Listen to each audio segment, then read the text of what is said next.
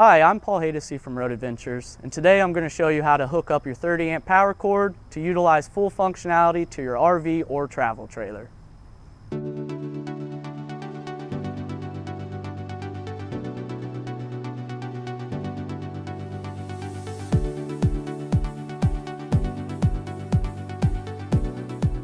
Each travel trailer or RV come with a 30 amp power cord. This end goes into the unit and this end goes into your outlet. To plug in your 30 amp power cord to your unit, simply line up the unique pattern of the female end to the male end.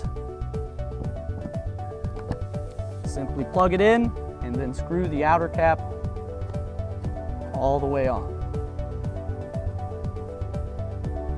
The other end of your 30 amp power cord will be plugged into your power source. Again, simply line up the unique pattern, plug it in, and now you have full functionality to your RV or travel trailer.